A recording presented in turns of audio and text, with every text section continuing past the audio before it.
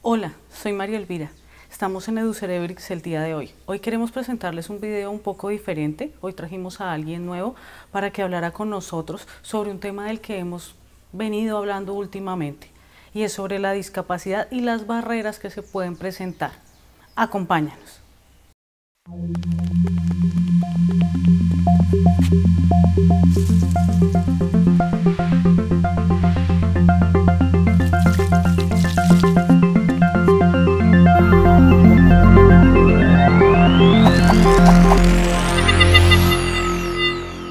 Les presento el día de hoy el doctor Camilo Chávez.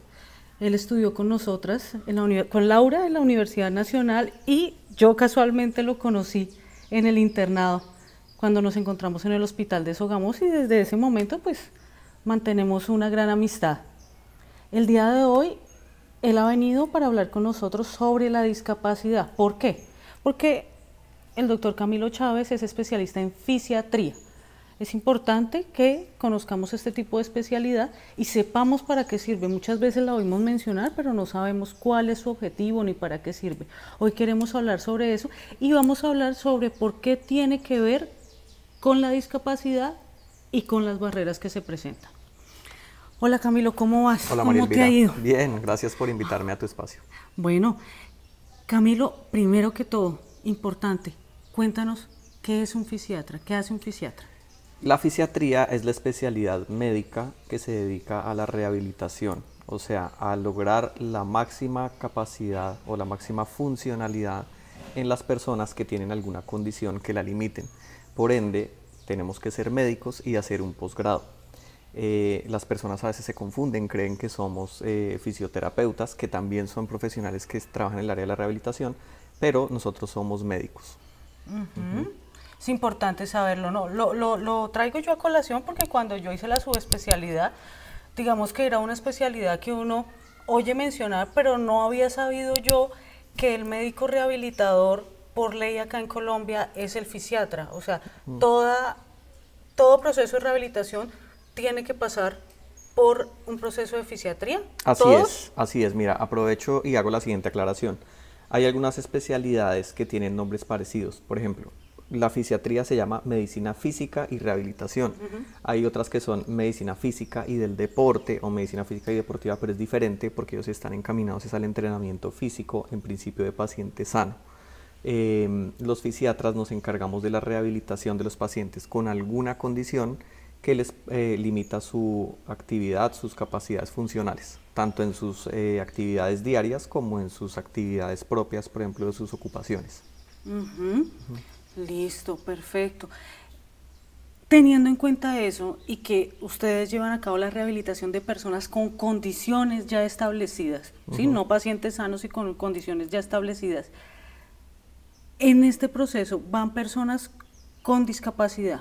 Para ti, para que la gente lo entienda, porque nosotros tenemos un público que de todo tipo, desde niños, grandes, personas de diferentes profesiones y de diferentes actividades. ¿Qué es la discapacidad? Para que la gente lo entienda. La discapacidad es toda condición que limite tus funciones. La discapacidad puede generar desde la dependencia funcional total, o sea, las personas que requieren de otras personas que les asistan hasta los procesos más básicos como la alimentación o el aseo, hasta por ejemplo la discapacidad física. Es de resaltar que hay diferentes tipos de discapacidad. Está la discapacidad intelectual, está la discapacidad cognitiva cognoscitiva en personas que tienen alteraciones de sus funciones mentales, está la discapacidad visual, está la discapacidad auditiva y pues está la discapacidad física. Hay personas que pueden tener varias. Si uno tiene dos o más de estas condiciones, ya lo llamamos una discapacidad múltiple. Por ejemplo, la persona que tuvo una trombosis cerebral, que tuvo un trauma craneoencefálico, puede tener alteración en sus funciones cognitivas, como por ejemplo la memoria, la concentración o de la conducta, y también físicas. Eso sería una discapacidad múltiple. Acá en Colombia, ¿cómo está el tema de la discapacidad? Mira, pues en Colombia tenemos todo el talento humano que aborda la discapacidad. Pensaría yo, por lo que he visto en mi práctica, que la barrera más grande es como sociedad. O sea, aquí apenas hace un tiempo relativamente muy corto empezamos a dar algunos pasos, como por ejemplo la accesibilidad, ¿sí? Pero si tú comparas con otros países, hay, o sea, en otras sociedades, incluso hasta los paraderos de los buses están diseñados para las personas con discapacidad visual. Por ejemplo, hay grabaciones que dicen cuál es la próxima ruta de bus que va a llegar, más o menos a qué hora va a llegar. Aquí en Colombia eso no existe. Aquí en Colombia apenas estamos en la fase como de pensar arquitectónicamente en que seamos incluyentes. Entonces, por ejemplo, apenas estamos en la fase como que los adoquines tengan unas características especiales para que las personas invidentes puedan transitar. Apenas estamos en la fase de exigir que los edificios nuevos tengan rampas. Apenas estamos en la parte de que las IPS deben tener rampas. O sea, claro, era un proceso muy necesario, pero llegó tardío. O sea, comparado con otras sociedades, todavía estamos muy atrás. Nos hace falta tener más políticas de inclusión. Y lo más importante, nos hace falta empezar desde nosotros mismos. O sea, desafortunadamente aquí todavía seguimos viendo a la persona con alguna discapacidad como algo raro. Todavía ellos, en mi consulta yo les pregunto y ellos se sienten todavía como señalados, los miran diferente, se sienten aislados, ¿sí? Solo desde la actitud de los demás ya empiezan a sentir una barrera. Entonces, digamos que eso es un proceso que lleva educación y la auténtica inclusión empieza porque nosotros empecemos a verlos a ellos como cualquier otro integrante de la sociedad. Eso es inclusión, o sea, inclusión realmente es un cambio de mentalidad desde lo individual hasta lo colectivo como sociedad. La idea es como darles un espacio en el que no se sientan solo especiales, sino que se sientan como cualquiera. Exactamente. Que tengan acceso a todo lo que todos tenemos. Exactamente. De hecho, pues cada vez somos más los que no estamos de acuerdo con ese tipo de eufemismos. Es que es un niño especial, es que es una persona con necesidades especiales. No, es una persona que tiene una condición de discapacidad y hay que tratar de propender porque tenga el mejor desenvolvimiento y la mejor calidad de vida, ¿sí? Sin ignorar las cosas. Por ejemplo, un paciente amputado es un amputado. Tú ya determinarás qué nivel de amputación tiene y el tipo de prótesis que necesita, pero es un paciente amputado, tiene una condición médica. Como cuando hablas de un paciente diabético, o sea, uno no dice que es un pacientico dulce, no, uno dice tiene una diabetes mellitus, ¿cierto? Sí, claro.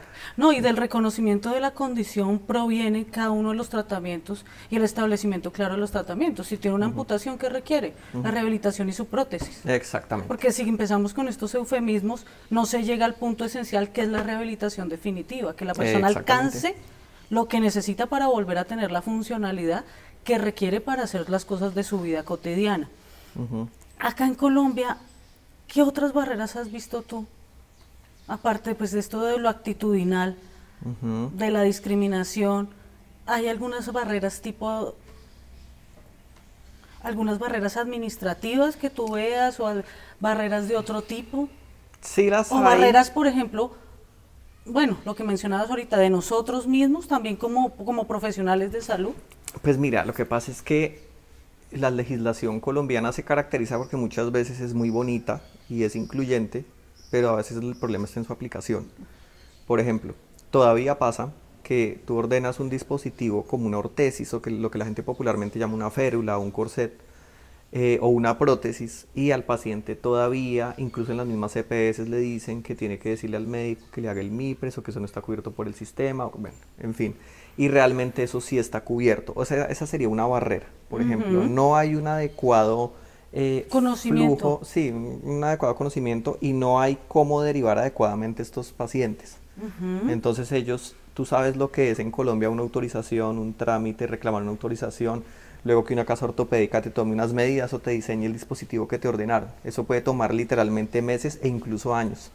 Entonces, si tú empiezas a ejercer un derecho que te da a ti obviamente las leyes, y si de entrada te dicen que no tienes acceso a ese derecho, ya te están limitando un derecho.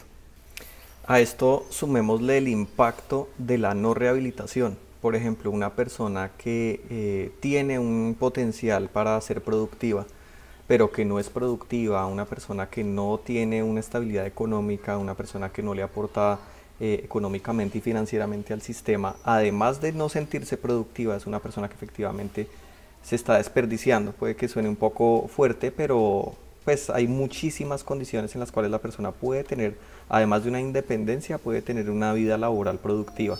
Y el negarle la posibilidad, ese ya es doble impacto para la persona y para la sociedad. Claro, sobre todo porque muchas personas, teniendo en cuenta estas barreras, terminan pasando a un proceso de tener que recibir ayuda de otros. Inclusive se exponen a la inestabilidad económica y en algunos casos a la mendicidad. No necesariamente en todos los casos, pero sí la discapacidad no tratada afecta la estabilidad económica y emocional de las personas, cuando no debería ser así, porque es el derecho de la persona a tener una calidad de vida estable como la de los demás. Exactamente. Por ejemplo, la persona que tiene una amputación de miembro inferior y que puede tener su prótesis y con la prótesis tiene una independencia total, ¿sí? Pero si tú le niegas esa posibilidad, es una persona que de entrada para su sola locomoción ya va a sentir esa barrera todos los días. Claro. ¿Sí? Por ende es una persona que, como tú muy bien lo dices, pudiendo ser productiva y pudiendo tener una actividad laboral, va a terminar seguramente en la mendicidad o esperando ayudas y subsidios del Estado, que realmente no es lo ideal porque se está perdiendo ese potencial. Sí, porque si la persona puede valerse por sí misma, ser autónoma y proveerse lo propio, ¿por qué tendría que esperar ayuda de los demás? Exactamente. De hecho, las personas mismas se lo dicen a uno cuando están en estos procesos: doctora, yo no quiero que me den, yo lo único que quiero es volver a trabajar. Muchas veces se lo dicen a uno y se lo dicen a uno en consulta. Cuando yo veía paciente adulto, ahora que veo niños, muchos niños también lo que quieren es eso: yo no quiero que me ayuden, yo quiero poder estudiar con otros niños como yo, y que me ayuden, que me flexibilicen en algunas cosas, pero yo quiero estudiar con niños como yo. De hecho, está visto que cuando los niños estudian con niños que tienen capacidades, digamos, sin dificultades, los niños sin dificultad jalan el aprendizaje del niño que va un poco más rezagado. Por eso nosotros muchas veces recomendamos que los niños vayan a colegios de inclusión e interactúen con otros niños que tienen unas capacidades, digamos que normales, podría decirse, porque el aprendizaje del niño normal jala el aprendizaje del niño que no va tan avanzado y además sensibiliza a los otros niños frente a la diferencia. Una pregunta adicional que yo creo que ya es para ir culminando nuestro video, pero que sensibiliza también a las demás personas con respecto a la rehabilitación. ¿No rehabilitarse deteriora la salud? Claro que sí. Cuando tú no rehabilitas, estás exponiendo tu cuerpo y tu bienestar físico y mental a las consecuencias o a las secuelas de la entidad que te produjo la limitación inicial. Por ejemplo, una persona que tuvo un evento cerebrovascular o un SB o trombosis o un derrame, como lo llaman popularmente, es una persona que, como tiene una limitación en su movilidad, en su motricidad y en sus funciones mentales, si tú no aprovechas ese periodo de plasticidad neuronal, o sea, el periodo en el cual el cerebro está más presto a reaprender, ¿qué va a pasar? Primero, vas a desarrollar una serie de complicaciones, por ejemplo, a nivel físico, las retracciones, las contracturas, las subluxaciones, las zonas de presión con las escaras, vas a entrar en un proceso de desacondicionamiento físico, entonces cardiopulmonarmente tu cuerpo ya no va a soportar las cargas que pudo haber llegado a soportar, vas a hacer una pérdida de masa muscular, lo cual llamamos atrofia o hipotrofia muscular.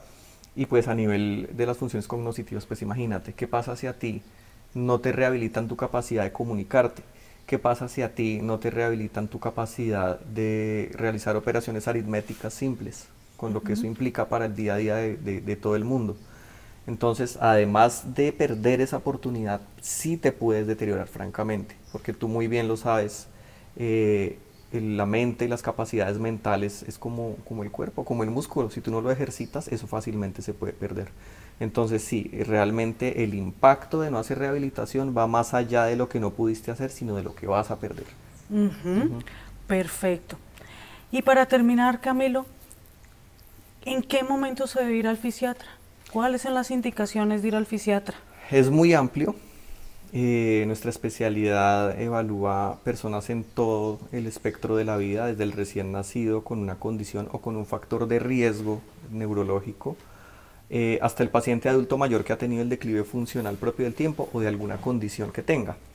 En general, cualquier condición que produzca limitación en tu funcionalidad, condiciones musculoesqueléticas como síndrome de manguito rotador, epicondilitis, síndrome miofacial, como mentales, por ejemplo, los que te puedan quedar de un accidente, un trauma craneoencefálico, un accidente cerebrovascular, una meningitis, un casi ahogamiento, una encefalopatía, las pérdidas de segmentos corporales como las amputaciones, o cuando tú naces, por ejemplo, con una deficiencia, cuando alguna extremidad tuya no nace completamente o nace con algún dismorfismo, malformación. De manera que la fisiatría, pues muchas veces se conoce realmente por la lumbalgia, porque muchos pacientes llegan por lumbalgia, ¿sí? Que la lumbalgia es más allá de lo que la gente cree. No se trata solo de la lumbalgia de que tengo un dolor de espalda y ya, sino que muchas veces hay que investigar y hay que estar seguros que no haya algo más que no se haya detectado, sino que abarca el dolor, las limitaciones cognitivas, las limitaciones físicas, o sea, es amplio. Básicamente cualquier cosa que limite tu funcionalidad ya merita que tenga un fisiatra, o cualquier cosa que esté en un proceso de recuperación funcional. Por ejemplo, un niño prematuro, puede que el niño vaya a tener una vida totalmente normal, pero la vigilancia neurológica también debe incluir al fisiatra, además, pues, además de todo el personal de rehabilitación que tiene que ver al niño. Bueno, Camilo, A ti, gracias muchas gracias. por habernos acompañado el día de hoy. Esperamos que a la gente le guste nuestro video, que aprendan de él y que si les gusta lo compartan porque a alguien más puede servirle, y que nos sigan acompañando en nuestro canal en educerebrix.com. Hasta luego. Chao.